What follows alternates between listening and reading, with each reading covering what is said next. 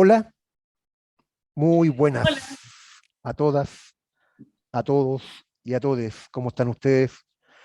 Aquí en una nueva entrevista en La Fontana. Hoy con Constanza Cobar Castro, abogada, profesora de Derecho Administrativo y además integrante del Consejo Nacional de Televisión de Chile. Y con Constanza queremos conversar de temas legales, de derecho, que nos interesan, que a veces nos cuesta entender y que queremos que nos pueda ir ayudando a vislumbrar. Así que muchas gracias, Constanza, por estar con nosotros en este espacio de conversación. gracias a ustedes, gracias a ti Mario por invitarme. Es un honor participar en esta actividad con La Fontana. Oye, Constanza, mira, son varias, quizás queremos contigo intentar tocar varios temas de coyuntura, pero que nos interesan también en función de quienes nos ven, para que tú nos vayas dando pistas y luces con respecto a algunas circunstancias o temas en particular. Y el primero de ellos es con relación a una situación que se ha instalado con respecto a la Convención Constituyente. Parece ser que es solamente una discusión legal, pero desde nuestro punto de vista creemos que es una discusión que es más profunda y queremos escuchar tu opinión, que tiene que ver con si la actual Convención Constituyente, su poder es un poder originario, como establecen algunos abogados o expertos, o es un poder derivado, como establecen otros abogados y expertos. Porque parece ser que en esa discusión hay un tema de fondo que finalmente tiene que ver con el soberano, la soberanía, la constitución desde el sujeto popular, que establece cuáles son sus orígenes y hacia dónde puede transitar. Entonces, en ese sentido, quisiéramos escuchar cuál es tu reflexión, cuál es tu opinión con respecto a este dilema, convención constituyente, poder originario o poder derivado. Mira, lo primero, Mario, que tenemos que decir en relación con esto es que la constitución actual chilena no es ninguna novedad o gran novedad en relación a las constituciones actuales, perdón, a las constituciones anteriores. En Chile hemos tenido 4 constituciones que han tenido una vigencia más o menos prolongada, dejando un poco afuera, siendo un poco injusto, pero dejando un poco afuera el periodo de ensayos constitucionales, que son Mm, las constituciones anteriores a 1823. sí. Desde que Chile se constituye como una república independiente, nuestro país comienza su proceso, no solamente de independencia, sino que también de conformar esta república y cuáles van a ser las reglas del juego. Y en eso, por supuesto, que existieron muchos ensayos y muchos ensayo-error, ensayo-error. El concepto de soberanía que está hoy día en la Constitución, y es esta idea de que la soberanía reside esencialmente en la nación, lo que ha sido comprendido como es el pueblo de Chile el soberano para tomar las decisiones sobre sus autoridades, sobre el ejercicio de la democracia, porque Chile es y siempre ha sido una república democrática. No es un concepto nuevo de la Constitución del 80, sino que es una idea que viene desde la independencia. Por lo tanto, siempre en nuestro país ha estado el ideario colectivo de que es el pueblo el que toma las decisiones. Mirado desde esa perspectiva, lo que está ocurriendo hoy día, al conformarse esta convención constitucional, que es primer ejercicio en Chile donde se conforma efectivamente una convención con convencionales electos democráticamente. Entonces, desde esa perspectiva es lo que los profesores denominan, algunos profesores consideran que es un constituyente originario, es decir, es un grupo de personas que toman una decisión respecto de un nuevo texto constitucional, pero que tiene su origen justamente en la soberanía, en este ejercicio de la democracia que hace que las personas tomen una decisión respecto de quiénes son o quiénes van a ser, en este momento los que ya están, los que van a redactar una propuesta de texto constitucional. Por una parte está esa visión que yo comparto, y por otra parte está quienes consideran que es un constituyente derivado, porque en definitiva la conformación o el origen de esta convención constitucional surge de un acuerdo político luego del estallido social, que en definitiva le otorga al presidente de la República este mandato para que convoque a un proceso constituyente, y en ese marco convoque un plebiscito que se celebra el año pasado sobre el apruebo, rechazo, convención Mm, constitucional, mm. que en definitiva esta convención surge de ese acuerdo político y del mandato que se le entrega al presidente, y desde esa perspectiva sería un constituyente derivado. Pero yo lo miro como más desde el punto de vista sociológico, y además considerando que es primera vez en Chile un ejercicio así, entonces yo considero que es un constituyente originario, porque además el mandato que se le entrega a esta convención es que escriban una nueva constitución sin reglas preestablecidas. Algunos le llaman hoja en blanco, Sí. pero en realidad el concepto de hoja en blanco me parece un poco agresivo, un poquito quizás demasiado, eh, da para mucho equívoco. Por lo tanto, yo prefiero hablar de una convención que no tiene reglas predefinidas. Aquí no hay normas intocables, no hay normas constitucionales pétreas, es decir, no hay normas que no se pueden tocar, todo se puede tocar, todos los temas se pueden discutir, y la convención es soberana para tomar una decisión sobre eso, y el pueblo de Chile será soberano para ratificar, a través de un plebiscito de salida, el texto que esta convención proponga. Y desde ese punto de vista, como tú lo planteas, Constanza, y desde tu aproximación académica, este ejercicio de convención constituyente debiese tener como fruto una constitución que llaman algunos bastante sucinta, es decir, bastante sintetizada con respecto a las expresiones, más que un documento de grandes volúmenes, entendiendo esto como de un articulado mayor, un articulado que incluya muchos temas. Y parece que finalmente también se plantea, también hay una discusión con respecto a esa posibilidad. Si uno revisa, no sé, la Constitución norteamericana es una constitución bastante breve, Mm. mientras que hay otras experiencias de constituciones que intentan regular todo finalmente lo que funciona en la nación y en el Estado. ¿Cuál a tu juicio es el camino, no sé si la palabra será correcta, pero cuál es tu aproximación con respecto a esto? ¿Hacia dónde debiésemos avanzar desde ese punto de vista?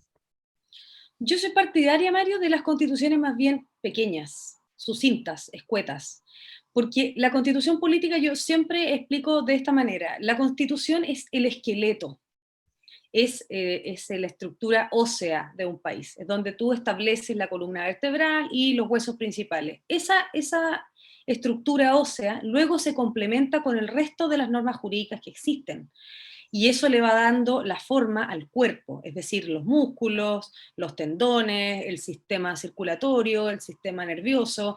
Tú lo vas complementando a través de leyes, reglamentos, decretos de distinta Mm. naturaleza. Entonces la constitución política debiese ser, a mi juicio, una norma escueta, corta, que establezca las bases principales del modelo de funcionamiento del país, su régimen democrático, o sea, su régimen de gobierno, su forma de Estado, nociones generales sobre los poderes del Estado y las regulaciones principales. Algunas instituciones, a mi juicio, hoy día la Constitución tiene demasiadas instituciones que están reguladas a nivel constitucional y no es necesario. A mi gusto, debiesen salir varias instituciones de ahí y regularse a través de leyes orgánicas constitucionales. ¿Por qué? Porque las constituciones políticas están diseñadas para tener una vigencia de 30, 40 años plazo, por lo menos. Ujú. Hay experiencias donde las constituciones duran 200 años. Pero lo que se ve además en la experiencia comparada es que cuando las constituciones son muy amplias, son el que mucho abarca poco aprieta, Mm. y muchas veces se transforman en normas programáticas, es decir, normas que no tienen una posibilidad de ejecución directa si no es a través de una ley que las complemente, y al final del día eso hace que el texto constitucional no sea tan eficiente. Por lo tanto, yo me inclino más hacia una constitución más escueta, que establezca los mínimos comunes de convivencia del tipo de país al que queremos aspirar, y luego eso se complementa con la batería de normas jurídicas que existen en Chile y las posibilidades que existen. Y desde ese punto de vista entendemos que en tu caso, junto con otras y otros académicos y también integrantes del Partido Político Democrático, tú has sostenido que una de las perspectivas que debiese tomarse en cuenta en la nueva constitución es la posibilidad de tener un régimen semipresidencial, una experiencia inédita, así que se ocurriese en Chile, nunca la hemos tenido, este es un país eminentemente presidencialista. Cuando se habla de régimen semipresidencial, ¿qué estamos entendiendo por eso finalmente? ¿Cuál es la perspectiva? ¿Desde dónde uno se puede imaginar, para quienes nunca hemos tenido esa experiencia, que se constituye y se lleve adelante un régimen semipresidencial?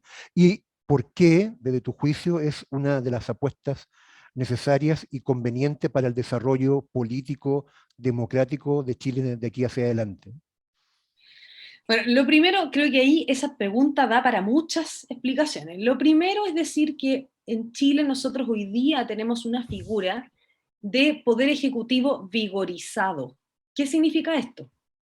Cuando se diseña esta figura, que fue en la Constitución de 1833, cada constitución política tiene un contexto histórico. Todas las normas, todas las leyes, los reglamentos tienen contextos históricos, que es lo que los abogados conocemos como las fuentes materiales del derecho, es decir, lo que estaba ocurriendo alrededor cuando a algún personaje se le ocurrió una norma determinada. En el caso de la Constitución del 33, Chile estaba atravesando por momentos políticos complejos, fundamentalmente en la delimitación de su territorio, el conflicto con la Confederación Perú-Bolivia.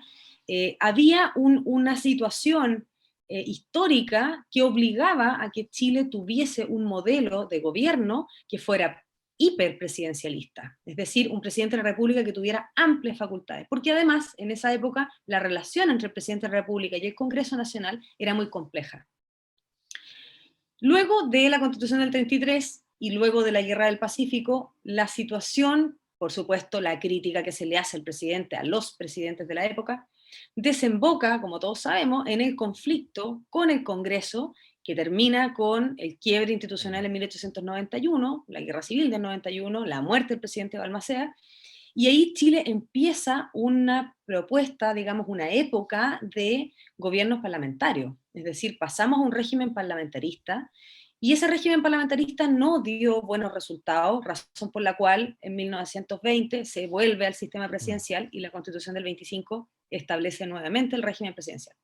Por lo tanto, yo creo que hay dos elementos importantes que todos los chilenos debemos considerar. Primero, que somos un país paternalista. A los chilenos nos gusta tener el papá fisco, el papá Estado, el presidente de la República que sea una figura potente, que sea una persona de impronta, respetable. Recuerda que las críticas a Piñera durante su primer gobierno tenían que ver mucho con que él destrozaba la figura presidencial. También fue una crítica que se le hizo a Bachelet en su minuto, que destrozaban o que echaban abajo esta figura del padre, presidente de la República, que era intachable, republicano, etc. Entonces, desde esa perspectiva, el concepto de ejecutivo vigorizado, que todos le echan la culpa a Portales, porque Portales fue el de la idea, pero también tiene que ver un poco con la idiosincrasia del chileno, ¿eh? No es un invento de Portales a pito de nada, al chileno le gusta eso. ¿Qué es lo que hemos propuesto o que hemos reflexionado? Las democracias modernas en el mundo han avanzado hacia un equilibrio entre el Congreso Nacional y el presidente de la República. Es decir, hoy día el presidente de la República tiene en Chile una batería de atribuciones que van mucho más allá de su función como presidente. Tiene funciones legislativas, tiene iniciativa exclusiva para iniciar ciertos proyectos de ley, que solo los puede hacer el presidente. Tiene además capacidad de intervenir en el nombramiento del Contralor General, del Ministerio del Fiscal Nacional, de los consejeros del Banco Central, de los integrantes del Tribunal Constitucional. Tiene una gama de atribuciones en materia financiera, en materia legislativa, que hacen que el presidente hoy día meta la cuchara en todos los poderes del Estado, nombra a los ministros de la Corte Suprema. Entonces, en definitiva, de lo que se trata, yo no sé si Chile podría caminar hacia un régimen. Algunos hablan de presidencialismo parlamentarizado o parlamentarismo presidencialista, porque eso también tiene que ver un poco con los equilibrios democráticos también en materia de quórums, porque cómo se van a adoptar las decisiones, si se opta por una figura de primer ministro, habría que ver si Chile está preparado para tener un primer ministro que se pare frente a frente al presidente de la República. No lo sabemos. Pero sí lo importante es tener claridad respecto de estas atribuciones exacerbadas que tiene el presidente de la República, que como hemos visto incluso con los retiros del 10%, la discusión que trancó la pelota tenía que ver justamente con la iniciativa exclusiva en materia presupuestaria y en materia financiera.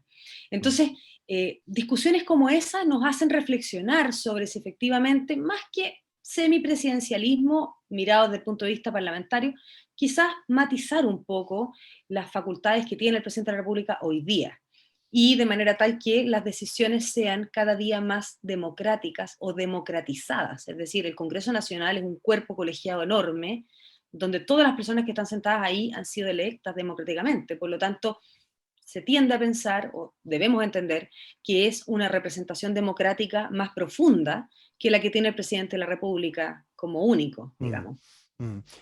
Ahora, aprovechándonos del contexto que tú planteas en tu respuesta, tú una de las acciones legales que llevaste hace un tiempo atrás fue, pensando en este tema del presidencialismo, ¿ah? Fue una acción legal en contra de la expresidenta del Tribunal Constitucional, en función también de la relación que tenía en ese momento con el presidente Piñera. Eh, el tema de los conflictos de intereses parece que nos aflora por todos lados, finalmente. Eh, en el Estado, en los partidos políticos, en la relación entre el mundo privado y el mundo público.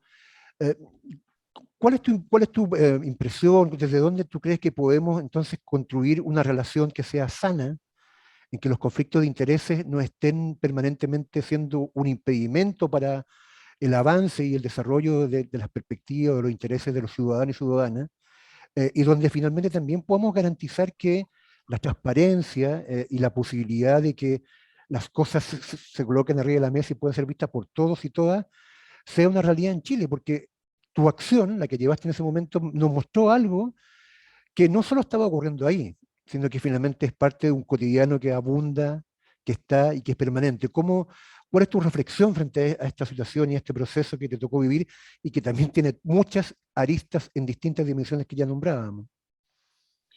Sí, bueno, mira, efectivamente en ese momento se discutía, bueno, estábamos justamente en la mitad de la discusión del tercer retiro, el 10%.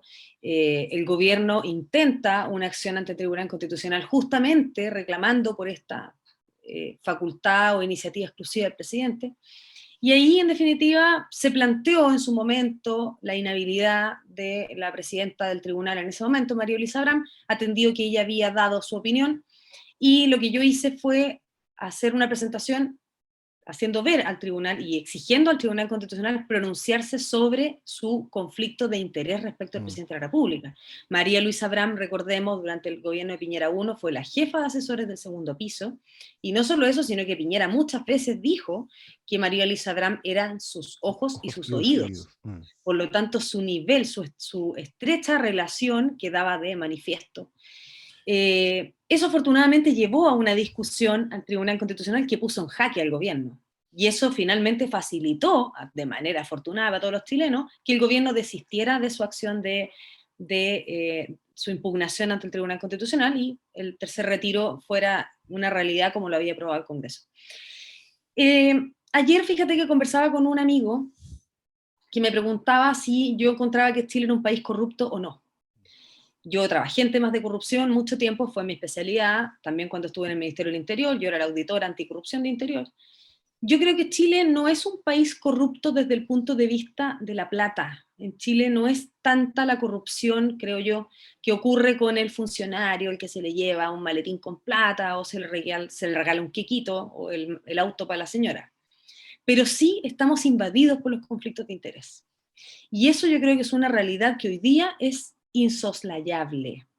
En su momento y durante muchos años nos hacíamos los locos porque era una realidad que algunos que estábamos más metidos en política sabíamos, podíamos ver y en cierta manera lo tolerábamos porque la sociedad toleraba ese tipo de cosas. Chile entró en un proceso donde se aprobaron normas y eso a mucha honra tenemos que decir que durante los gobiernos del presidente Frei y del presidente Lagos principalmente se dictaron normas en materia de transparencia, en materia de probidad. La reforma del 2005 del presidente Lagos Mm. incorporó el principio de probidad y transparencia a la Constitución, que era un concepto que no estaba con regulación constitucional. Y por lo tanto, de a poco hemos ido adquiriendo estándares internacionales en materia de transparencia en la función pública y de probidad. Pero todavía el concepto de probidad en la función pública no está absolutamente definido. La ley, la Constitución, el artículo 8, no lo define, y la ley de probidad dice que la probidad en definitiva es el correcto actuar, es actuar de manera imparcial, haciendo prevalecer el bien general por sobre el bien particular. Pero esa normativa claramente no es suficiente. Y es Mm. lo que nos ha ocurrido en los últimos años, que ha llevado al desprestigio de la clase política y a un desprestigio de la institucionalidad, tiene que ver justamente con eso. Tenemos un presidente de la República que era dueño de un canal de televisión, que había estado involucrado en la desaparición de un banco, que era dueño de un club de fútbol, Mm. y de hecho cuando él asume, se tiene que exigir un fideicomiso ciego respecto a sus negocios porque las decisiones que él adopta como presidente afectan en definitiva a la bolsa Mm, y el precio de las acciones de las que él es dueño. Y yo creo que en la elección de Piñera 1 nos dio justamente ese mensaje, que es como nosotros no podemos aceptar porque las personas, los ciudadanos ya no toleran que mm, existan en Chile conflictos de interés. Ahora, el desafío está de qué manera la clase política, el siguiente gobierno y los que vengan son suficientemente fuertes para establecer normativas que sancionen duramente los conflictos de interés. Porque hoy día lo que estamos viendo es que hay muchos proyectos que generan, por ejemplo, un botón de muestra, Dominga, mm, generan un impacto ambiental brutal y realmente la ciudadanía no sabe cuáles son los intereses que están detrás del proyecto Dominga. Sabemos que es un proyecto que se intentó hace años atrás, que de alguna manera el gobierno tuvo que frenar, echar pie atrás, como ocurrió también con Suez Energy en su mm. minuto, con capitales suecos me parece que eran. De alguna forma el gobierno trata de influir sobre la aprobación de ciertos proyectos. Hoy día, sin ir más lejos, hay una discusión sumamente interesante en el Congreso que tiene que ver con las atribuciones que tienen los gobernadores regionales electos hoy día sobre las comisiones de evaluación ambiental, porque hoy día, perdón que me extiendan esto, no quiero dar la lata, No, pero no, dale nomás. el intendente hasta hace un año, el intendente regional, funcionario de exclusiva confianza del presidente de la República, era el personaje que se sentaba en la mesa para la definición de los proyectos que generaban impacto ambiental. Es decir, las comisiones de evaluación ambiental a nivel regional estaban conformadas por el intendente. Hoy día que desaparece la figura del intendente y hay un gobernador regional y un delegado presidencial, Mm, el delegado presidencial es un funcionario de exclusiva confianza del presidente y el gobernador regional es una persona electa democráticamente. Pues bien, la Contraloría hace un mes atrás saca un dictamen donde dice que el que se sienta en la mesa es el delegado presidencial. mm. Entonces hoy día tenemos la discusión de Dominga y cuando tú piensas en esa comisión de evaluación ambiental, está sentado, Germán es el apellido, no me acuerdo exactamente el apellido, o sea, el nombre, que es un funcionario de exclusiva confianza del presidente Mm, Sebastián Piñera. mm. Y no está el gobernador regional electo democráticamente. Por lo tanto, cuando abordamos el tema de los conflictos de interés, yo creo que tenemos que abordarlo desde una perspectiva global. La ciudadanía hoy día ya no tolera porque la sociedad de la información es muy rápida. Tenemos hoy día muchísimos medios de comunicación. Ya en Chile no existen los 5 canales de televisión y los 2 diarios que manejan toda la información, sino que hoy día hay mucha información dando vuelta. Entonces, se sabe, se tiene conocimiento, las personas se enteran, se indignan y salen a la calle y se Mm, quejan y nos castigan con el voto. mm. Entonces yo creo que tenemos que seguir trabajando sobre eso y no perder la línea, porque los conflictos de interés son evidentes y no son soslayables hoy día. Y a partir de esto que tú relevas, este rol del ciudadano, de la ciudadana, este rol de exigencia, de transparencia, uno de los temas que te queremos plantear, Constanza, es pensando en el futuro mediano y en el futuro a largo plazo que tiene que ver con la elaboración de la nueva constitución para nuestro país. Uno de los temas que uno escucha de verdad con fuerza, con claridad, es con respecto a la justicia, este concepto tan abstracto finalmente, pero también tan relevante, como que la existencia de una justicia de primer y segundo orden, una justicia que tiene para algunos, los manda a charlas de filosofía y de ética y a otros que roban o que piratean CD, los meten en una cárcel en San Miguel y termina finalmente muerto en un incendio. Desde tu perspectiva, desde lo que tú quieres, desde lo que tú deseas, ¿cómo debiese pensarse en el ámbito desde el punto de vista de esta elaboración de la nueva constitución? ¿Cómo debiese pensarse el tema de la justicia? ¿Cómo podemos avanzar en un proceso en el cual las chilenas y los chilenos sintamos que efectivamente la justicia es igual para todas y para todos? ¿Qué tiene que pasar para que esto vaya ocurriendo, Constanza?